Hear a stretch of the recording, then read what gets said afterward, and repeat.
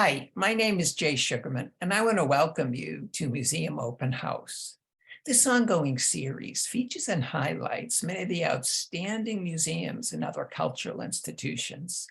The main purpose of most programs is to inform viewers about current and upcoming exhibits, various programs, researches, and other opportunities that are available for the general public. Today, via Zoom, we're fortunate to have as our guest Christina Michelon from the Boston Athenaeum. Christina serves as the Associate Curator, and she's here today to inform us about the fascinating current exhibition entitled Revisiting the Ruins, the Great Boston Fire of 1872, which will be on display until July 29th. During the program, we're finding out why and how Revisiting the Ruins came about. We'll go on a behind-the-scenes tour and in the process come to better understand and appreciate how this devastating event was pictured and described, the range of media employed to document the fire and its aftermath, and the remarkable rebuilding effort that soon followed. Let's start by meeting Christina and then learning all about Revisiting the Ruins, the Great Boston Fire of 1872. Welcome. I'm delighted you're able to be here. Thank you so much, Jay. I'm thrilled to be here as well. I had the wonderful opportunity a couple of weeks ago to visit the exhibition. Somebody who has lived in the area most of my life had sort of heard about the Great Boston Fire of 1872, but wow, did I learn a lot from the exhibition. I'm eager to hear more and have you inform viewers. Before we jump right to that, I think it would be of interest if you'd start by just briefly providing us with an overview of the Athenaeum and what it has to offer members, the general public, please. Absolutely. So the Boston Athenaeum is a member-supported library, which means that we encourage people to become members, and those memberships support everything from events to the development and care of our incredible special collections. But anyone is welcome to become a member, and anyone is welcome to visit. Anyone is welcome to make an appointment to research at the Athenaeum as well. So you can drop by anytime we're open and view the first floor or join a tour to see the whole building. And as I mentioned, we have very, very vast special collections that range from rare books, and you're seeing sculptures here and decorative arts. We have a number of paintings, prints, drawings, photographs. You'll see a ton of that when we talk about the exhibition, and anyone can come in and do research on those items in our reading room as well. The Athenaeum was founded in 1807. We had a few different buildings in Boston until we settled into this building around 1850. And you were previously seeing the fifth floor, which is a favorite of a lot of members, where it's a silent floor. So you see all those kind of nooks and crannies, great spaces for reading and writing. So I think many a novel, many a wonderful book have been written on that floor, and there's great views from that space as well. Also a couple resident red-tailed hawks that fly will often perch there, so it's great bird watching spot as well. But we just completed a renovation and expansion. And so this is the Henry Long Room, which architecturally hasn't changed much, but we did what we call a reinstallation, where we rethought how we're presenting our collections in this space. And so this installation is called Rereading Special Collections, where we're taking a fresh look at not just our paintings and sculpture, but also our works on paper and rare books, and putting them in conversation with one another and telling new stories for the Athenaeum. So I encourage folks to check that out when they come to see the fire show as well. Terrific, terrific, and just a glorious setting as well. So wonderful experience to head downtown to the Athenaeum for sure. Before we jump right to the exhibition and get to hear and see what it has to offer, I think it would be beneficial for viewers like myself who that familiar with the Great Fire before the exhibition. Would you please give us a little background where it took place, maybe why, and its extent and impact, please? Absolutely. So what you're looking at here is a hand-colored map that was originally printed without color in Harper's Weekly. And this, I believe, this image is from the Leventhal Map Center at BPL, but the Athenaeum just also added a version to our collection, which we're really excited about. But so what you're looking at, that kind of shadowy area on the left of the screen, is what's called the Burnt District. And so that is actually a term that you hear applied to kind of any city that has had a fire. The Great Boston Fire occurred exactly a year and a month after the Great Chicago Fire, which is how I came to this project. I'm from Chicago originally and that event was, of course, ubiquitous. And so what you're seeing is the Burnt District there. And some of you may recognize also the Boston Common. That's that kind of green, almost triangular shape. And if you squint, you can see then the steeple of Park Street Church. And then about on the screen, like an inch to the right, you're actually looking at where the Boston Athenaeum is. So the Athenaeum is about 2 blocks from this Burnt District. And the Burnt District mostly encompassed what was then sort of a commercial area. We know it now as downtown, or the financial district, Downtown Crossing. And by the 1870s, this area was already quite commercial. It had been a residential area, but a lot of people relocated to Back Bay because that was recently established as a neighborhood, a desirable neighborhood.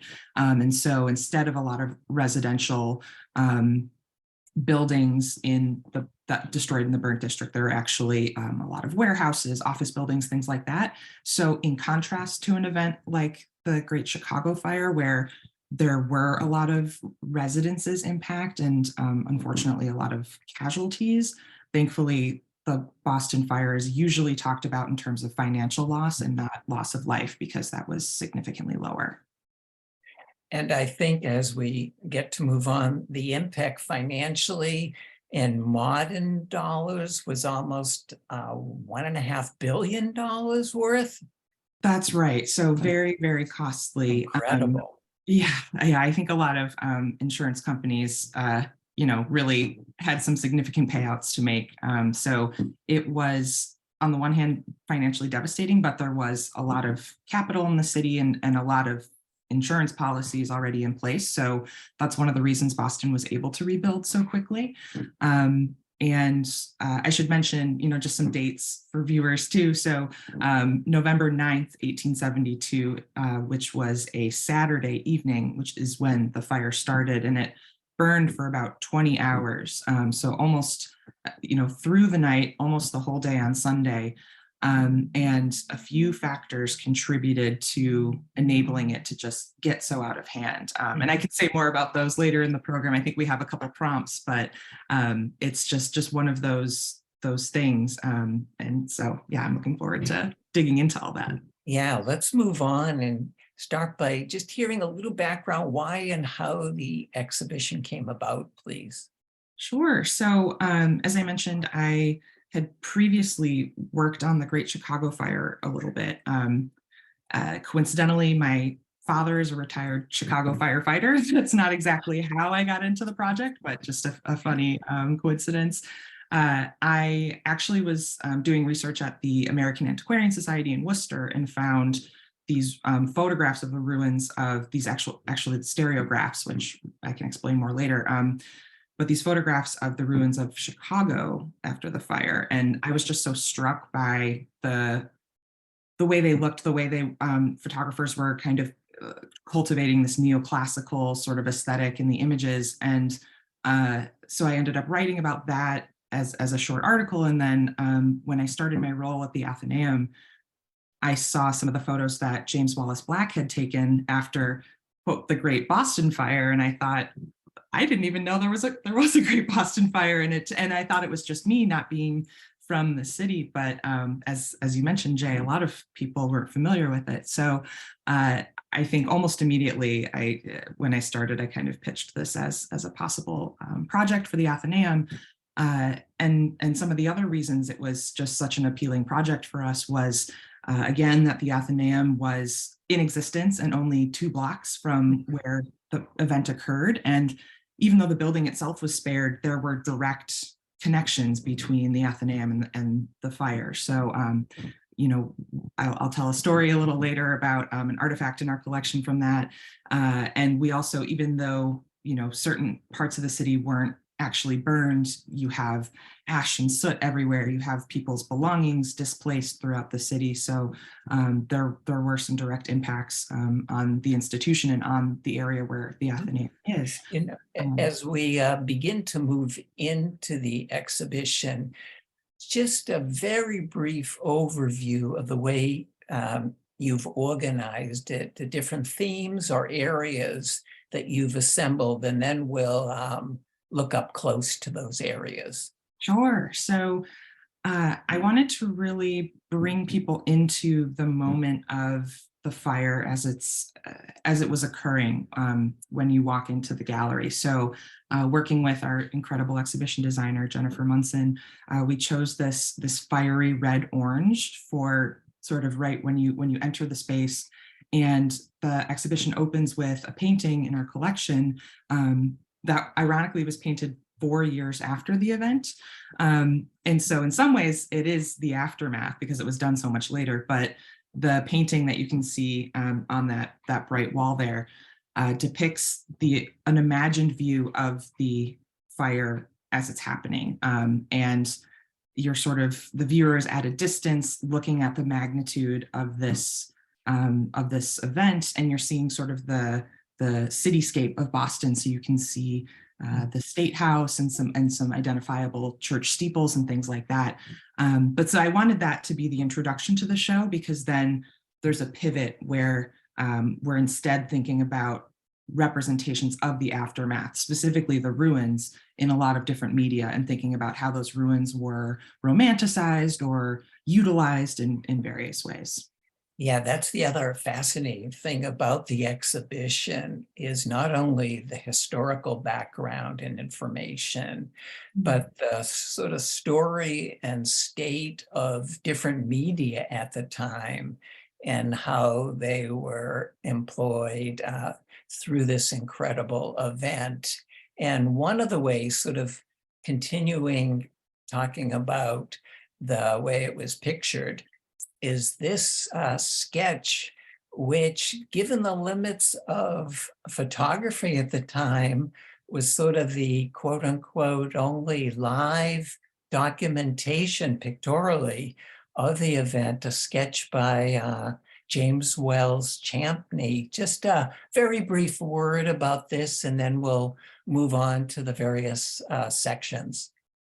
Right. So as you mentioned, Jay, photography at this point wasn't yet able to capture motion or things really in the moment. There were long exposure times. And so this is actually the only piece in the exhibition that represents the fire as it's happening. It was done in the moment of the fire. So we have an artist sitting on a rooftop, which a rooftop that is just across the street from the Athenaeum, across from the Granary Burying Ground, which is next to the Athenaeum.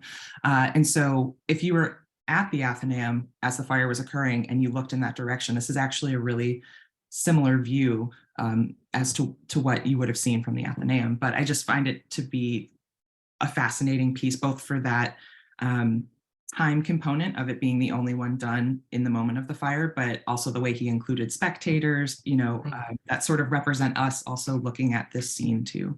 Yeah, terrific. And we're going to move to the section related to experiencing the ruins.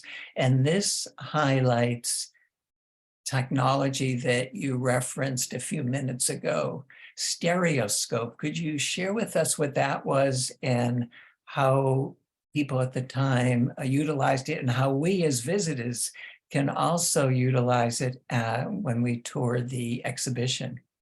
Yeah, absolutely. So this is one of my favorite components of the exhibition. it essentially presents this popular form of entertainment called a stereo view or a stereograph.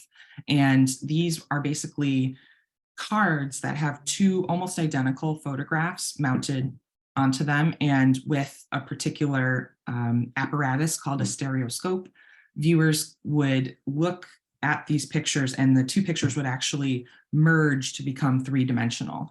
And actually a longtime Athenaeum proprietor at the time, Oliver Wendell Holmes, is credited for inventing kind of the most popular version of the stereoscope, which is a handheld thing, and you put the card into the stereoscope.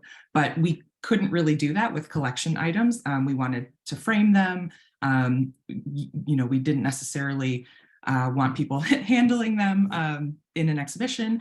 And so an artist based in Kalamazoo, Michigan, Colleen Woolpert, invented this great handheld sort of updated version of the home stereoscope. So you hold it like binoculars, and you sort of adjust your viewing position to then merge those images. And that has enabled visitors to the exhibition to sort of experience the ruins and experience this media as people would have in the 19th century.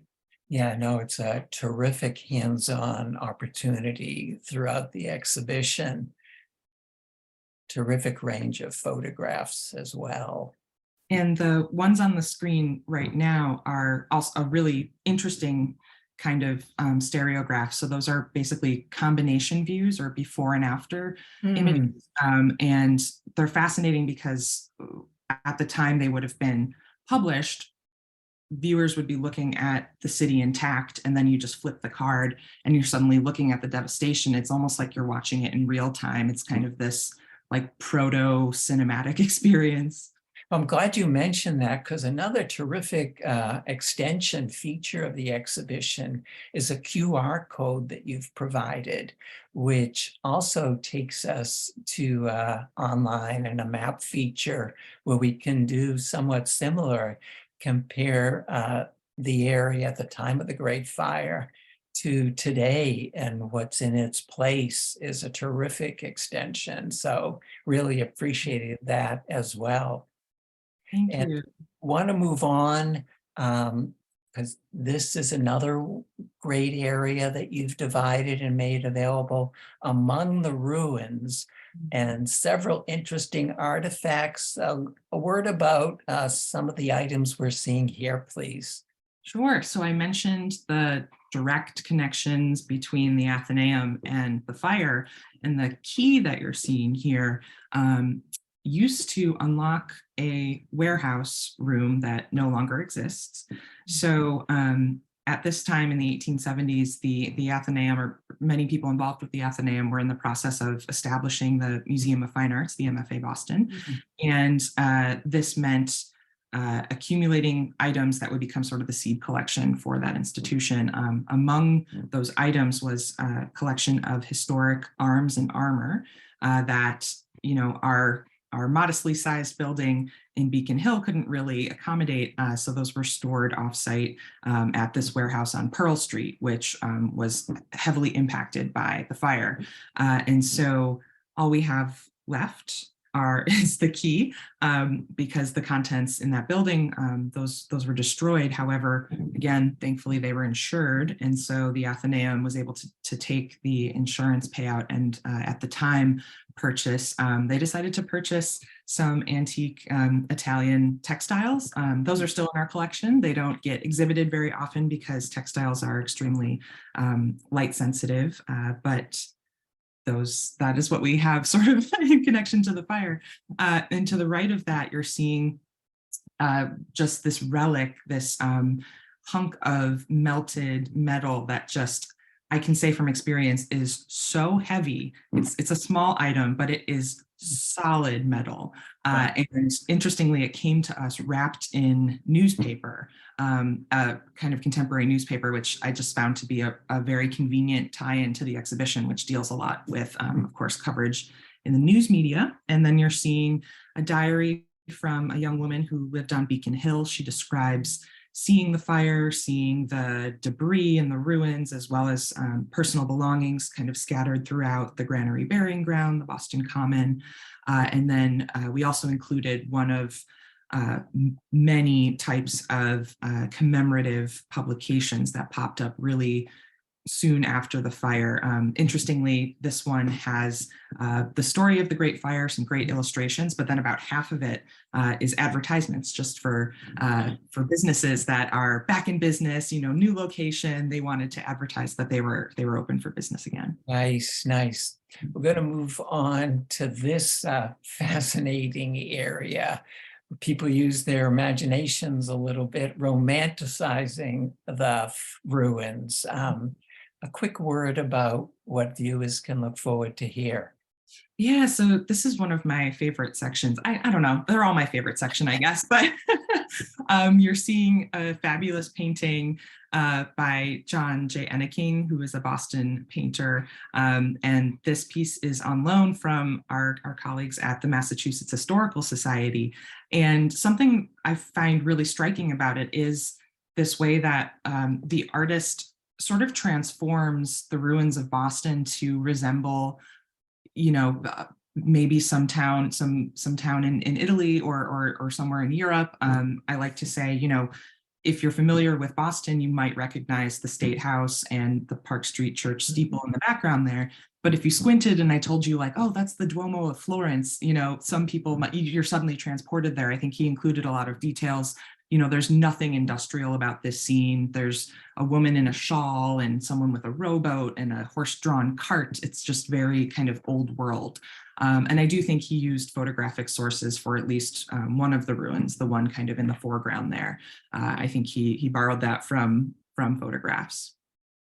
Nice. And we're going to sort of circle back to the beginning when we started looking at the exhibition and talk more about picturing the ruins, the extent and range of media used here.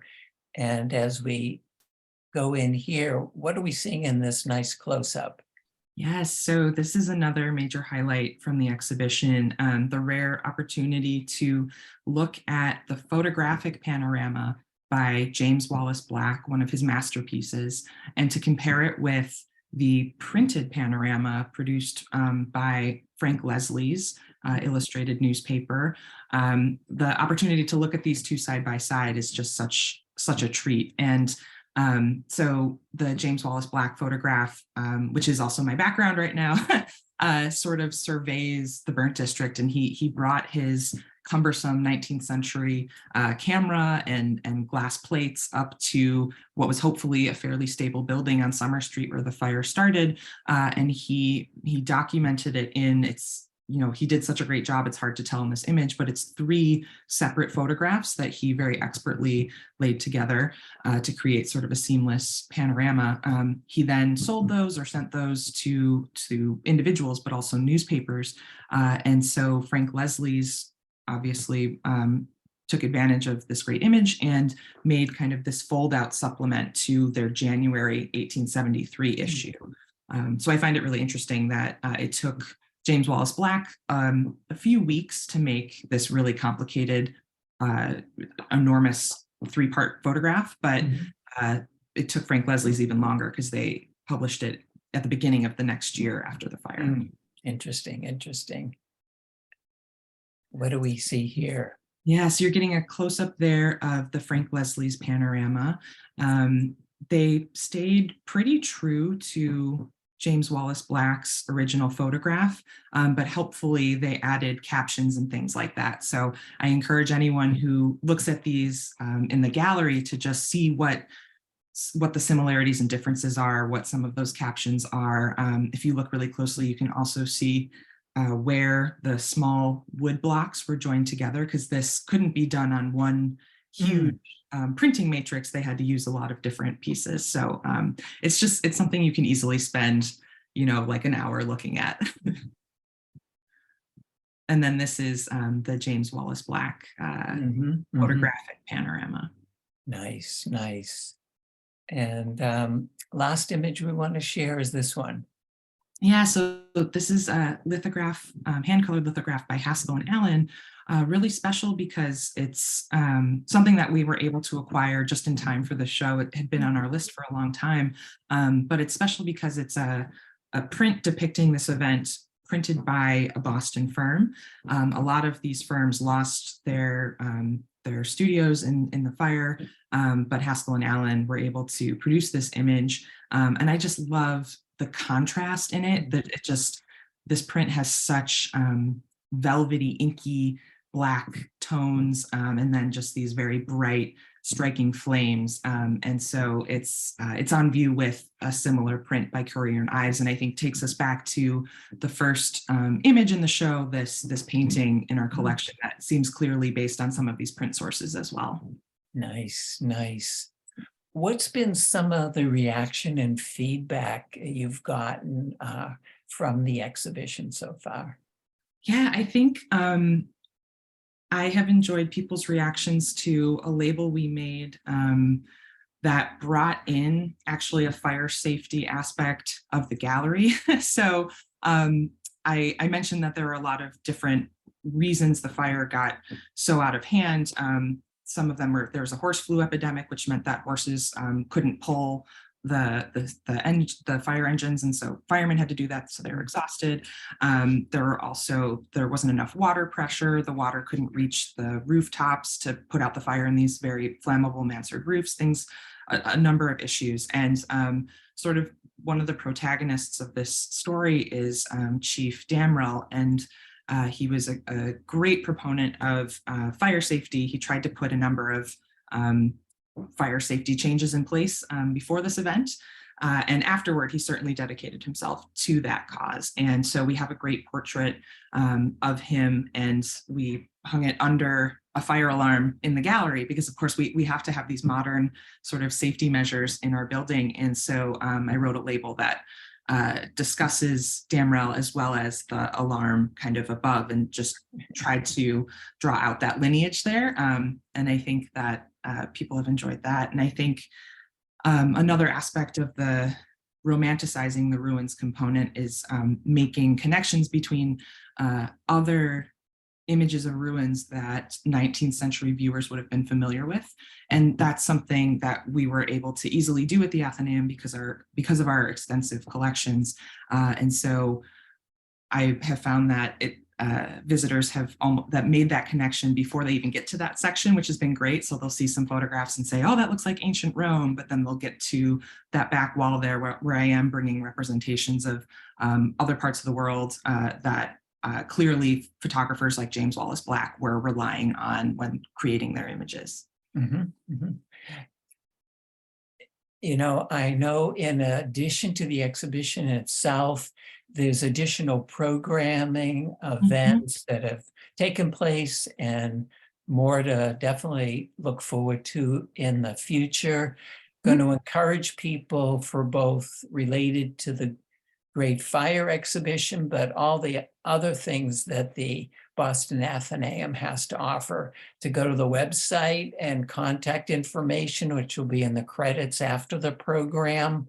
So definitely look forward to picking up on those opportunities as well.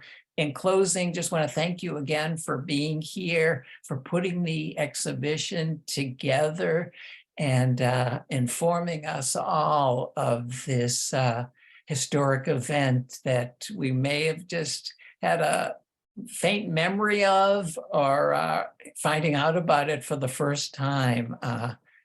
Congratulations and best of luck with future endeavors.